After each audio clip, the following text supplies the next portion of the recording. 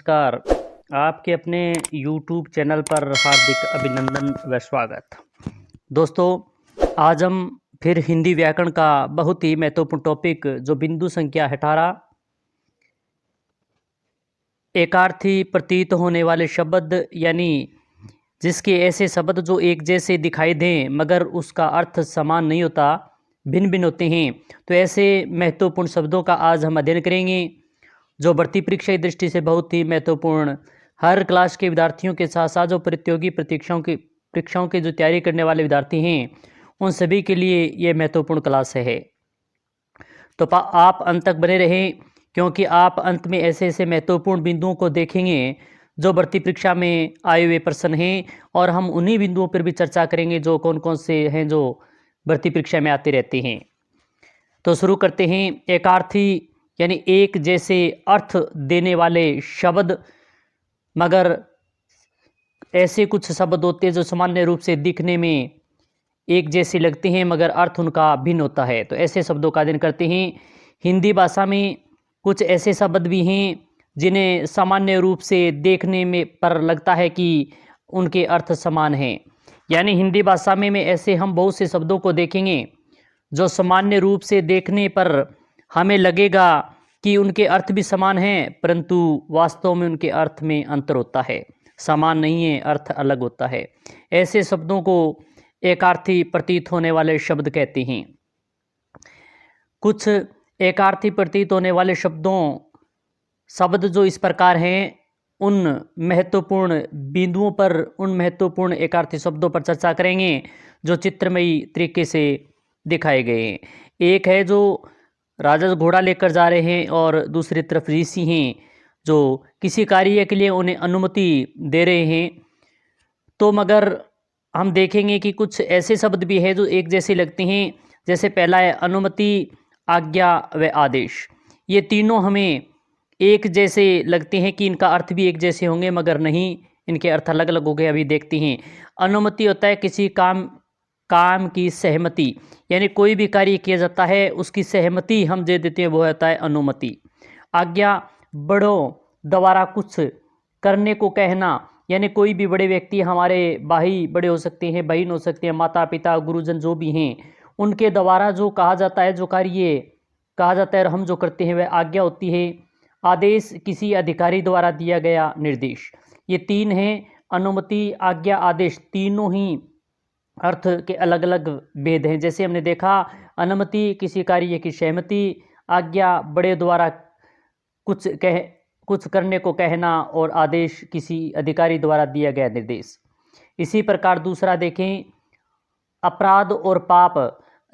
दिखने में ऐसे लगते हैं कि उनके अर्थ एक जैसे होंगे, मगर नहीं।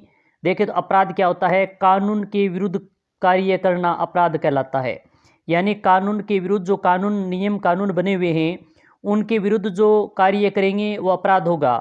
पाप होता है धार्मिक व नैतिक नियमों का उल्लंघन, जो धर्म संबंधी जो नियम होते हैं, जो धार्मिक जो कार्य होते हैं उनके विरुद्ध जो हम उनका जो उल्लंघन करेंगे वो पाप होता है। तो इस प्रकार अपराध और पाप में अंतर होता है। इसी प्रकार तीसरा देखें, अधिक और पर्याप्त में भी अंतर होता है। अधिक यानी आवश्यकता से ज़्यादा अधिक होता है, यानी हमें कोई चीज़ चाहिए तो हम मांग लेते हैं, तो हमें थोड़ी चाहिए मगर हमें ज़्यादा मिल जाए तो वो आवश्यकता से अधिक हो गई, ज़्यादा हो गई तो वह अधिक चीज़ है। पर्याप्त, आवश्यकता के अनुसार जितनी चीज़ हमें चाहिए उतनी चीज़ मिले वो पर्याप्त है हमारे लिए। तो इन दोनों में अधिक और पर्याप्त में अंतर है।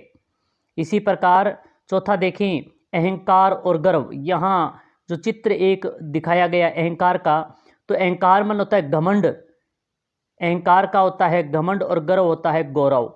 इन दोनों में बहुत ही सूक्ष्म, बहुत ही अच्छे तरीके से इसमें अंतर समझाया गया है।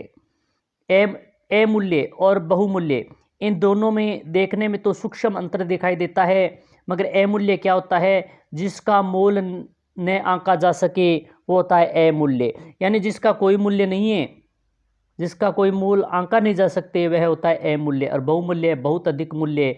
कोई चीज़ हम खरीदने के लिए जाते हैं तो उसका बहुत अधिक मूल्य होता है तो उसे हम कहते हैं बहुमूल्य वस्तु है, मगर जिसका मोल न आंका जा सकते, मूल्य नहीं लगा सकते, वो होता है अमूल्य।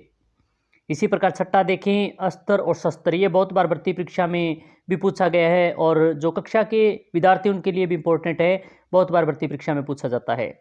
अस्त्र होता है जिसे फेंक कर मारा जाए, यानी ऐसे अस्त्र ऐसे अलग होना, जिसे हमारे हाथ से अलग हो जाता है वो अस्त्र होता है, और हाथ में जो रह जाता है सह से शस्त्र सह से साथ में, तो जिसे हाथ में लेकर मारा जाए वो शस्त्र और जिसे फेंक कर मारा जाए अस्त्र। ये सूक्ष्म बहुत ही अच्छी तरीके से इसमें अंतर समझाया गया है, जो चित्र में भी इसमें एक त्रिशूल है जो एक शस्त्र है। इसी प्रकार आवश्यक और अनिवार्य में भी सूक्ष्म अंतर है। आवश्यक होता है जरूरी, यानी कोई जरूरी काम है तो हम कहते हैं कि आवश्यक है। अनिवार्य निश्चित रूप से करना जरूरी है, यानी आवश्यक है जरूरी है, अनिवार्य तो निश्चित रूप से करना ही है, बहुत जरूरी है ये तो इसमें आवश्यक और अनिवार्य में छोटा सा अंतर। आयु व अवस्था में भी अंतर होता है। आयु यानी समस्त जीव काल आयु होती है और अवस्था दशा या उम्र होती है। हम पूछ लेते हैं कि आपकी आयु क्या है, मगर वैसे आयु तो समस्त जीवन काल होता है, वो होता है आयु। अवस्था होती है ना, वो होता है दशा या उम्र, वो होती है। इसी प्रकार आगे देखें, ईर्ष्या नौवां है। ईर्ष्या व स्पर्धा में भी सूक्ष्म अंतर है। ईर्ष्या यानी दूसरों की उन्नति से जलना, यानी दूसरे जो प्रगति कर रहे हैं, अत्यधिक उन्नति कर रहे हैं, तो उनसे जो जलन होती है वह ईर्ष्या होती है। और सफलता प्राप्त करने या आगे बढ़ने की होड़ होती है, वो स्पर्धा होती है। इन दोनों में अंतर दिखाया गया है। यहाँ विद्यार्थी बहुत सारे दौड़ रहे हैं, तो ये आपस में दौड़ना सफलता है, यानी सफलता प्राप्त करने के लिए आगे बढ़ने की होड़ है इनमें। और ईर्ष्या दूसरों की उन्नति से जलन होती है। हिंदी व्याकरण में बहुत ही अच्छा महत्वपूर्ण टॉपिक है ये। खेद और शोक में भी अंतर है। खेद यानी गलती करने पर दुख प्रकट करना खेद होता है, और किसी की मृत्यु पर होने वाला दुख शोक होता है। यानी शोक और खेद में अंतर है। यानी हमारे कोई गलती हो गई और उस गलती पर हम दुख प्रकट कर रहे हैं, तो वो तो होता है खेद। और किसी की मृत्यु हो जाने पर उनके प्रति जो हम दुख प्रकट करें वो होता है शोक। शोक और खेद में बहुत ही महत्वपूर्ण अंतर। इस आगे वाला देखें, पुत्र व बालक। पुत्र और बालक में भी अंतर होता है। पुत्र होता है अपना बच्चा, और बालक होता है कोई भी लड़का, उसे बालक बोलते हैं।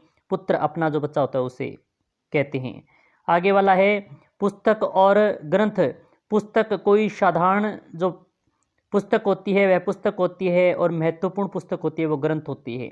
तो पुस्तक और ग्रंथ में बहुत ही महत्वपूर्ण अंतर समझाया गया है कि पुस्तक होती है वो कोई साधारण पुस्तक होगी, वह पुस्तक है, मगर महत्वपूर्ण पुस्तक है कोई, वह ग्रंथ होगा। इसी प्रकार मृत्यु और निधन में भी अंतर है। मृत्यु यानी साधारण व्यक्ति की मृत्यु होती है, और निधन किसी विशिष्ट व्यक्ति की मृत्यु निधन होता है। तो मृत्यु और निधन में भी अंतर है कि मृत्यु जो साधारण व्यक्ति की कोई मृत्यु हो गई तो वह मृत्यु है, मगर किसी विशिष्ट व्यक्ति की मृत्यु हो जाती है तो उसे निधन बोलते हैं। वध और हत्या में भी अंतर है। वध यानी किसी अत्याचारी या शत्रु का वध होता है, और किसी निर्दोष को मारना हत्या होती है। यानी किसी भी अत्याचारी या शत्रु का जो वध किया जाता है वह वध होता है, मगर किसी निर्दोष को अगर मारना हो या किसी निर्दोष को मारा जाए वह हत्या होती है। इसी प्रकार स्त्री और पत्नी में भी अंतर है। स्त्री यानी कोई भी नारी स्त्री होती है, और किसी की विवाहिता स्त्री वह पत्नी होती है। यानी स्त्री किसी भी महिला को हम स्त्री कह सकते हैं, मगर पत्नी जो किसी की विवाहिता स्त्री होगी वही पत्नी होगी। आगे वाला देखें, सहयोग व सहायता में भी अंतर है। सहयोग यानी एक दूसरे की आपसी सहायता सहयोग होता है, और सहायता एक द्वारा दूसरे की मदद करना सहायता होता है। यानी एक दूसरों को आपस में जो सहायता की जाती है, यानी तो एक दूसरे के आपस में जो पढ़ने वाले विद्यार्थी हैं वो एक दूसरे बुक के माध्यम से, पुस्तक के माध्यम से जो आपस में सहायता करते हैं एक दूसरे की, वो सहयोग होता है। और एक द्वारा दूसरे की मदद यानी किसी गरीब की किसी के द्वारा जो बुक देकर उसकी जो सहायता की जाती है वह सहायता होती है। इसी प्रकार आगे देखें, संतोष और तृप्ति में भी अंतर है।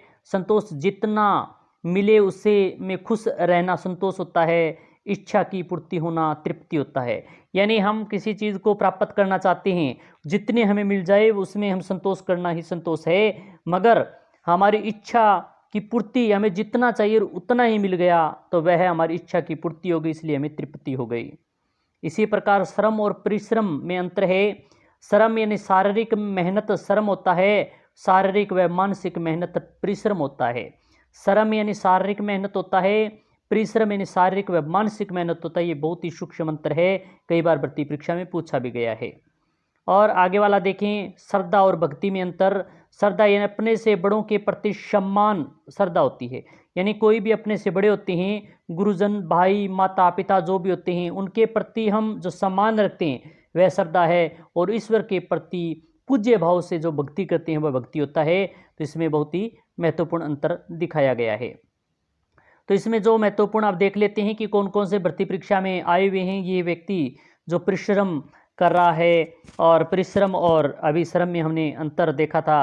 तो परिश्रम ये शारीरिक और मानसिक रूप से मेहनत कर रहा है, तो ये परिश्रम है। और हत्या भी हमने इसमें देखा था, चित्र में के माध्यम से भी इसमें समझाया गया है कि वध और हत्या में क्या अंतर है। तो वह किसी अत्याचारी या शत्रु का वध होता है, हत्या किसी निर्दोष को मारना हत्या होती है। तो यहाँ बहुत ही अच्छे तरीके से चित्र के माध्यम से समझाया गया है। तो अब हम देख लेते हैं भक्ति और श्रद्धा, ये प्रश्न आया हुआ है, संतोष तृप्ति वाला आया हुआ है। और इसी के साथ अन्य महत्वपूर्ण जो पुस्तक और ग्रंथ भी भर्ती परीक्षा में पूछा गया है। और इसी के साथ मात्रा और परिमाण वाला भी बहुत बार भर्ती परीक्षा में आया है। ईर्ष्या और स्पर्धा वाला भी बहुत बार भर्ती परीक्षा में प्रश्न आया हुआ है। इसी के साथ अन्य देखें तो आयु अवस्था वाला, अस्त्र शस्त्र, ये तो बहुत बार भर्ती परीक्षा में आया हुआ, इंपॉर्टेंट है ये तो बहुत ही। अमूल्य और बहुमूल्य भी भर्ती परीक्षा में आया हुआ है। इसी प्रकार अधिक और प्राप्त वाला, अनुमति, आज्ञा, आदेश वाला भी भर्ती परीक्षा में आया हुआ है। तो हमने बहुत ही महत्वपूर्ण एकार्थी प्रतीत होने वाले शब्द यानी एक जैसे शब्द जिसके अर्थ समान नहीं परंतु अर्थ में अंतर होता है, भिन्न भिन्न होते हैं, तो ऐसे शब्दों का हमने अध्ययन किया जो परीक्षा की दृष्टि से बहुत ही महत्वपूर्ण हैं। आपको ये क्लास कैसी लगी कमेंट के माध्यम से अवश्य बताएं।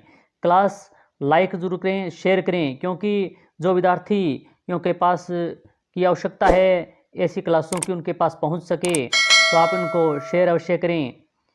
इसी प्रकार की अन्य क्लास के साथ फिर मिलेंगे। जय हिंद, जय भारत।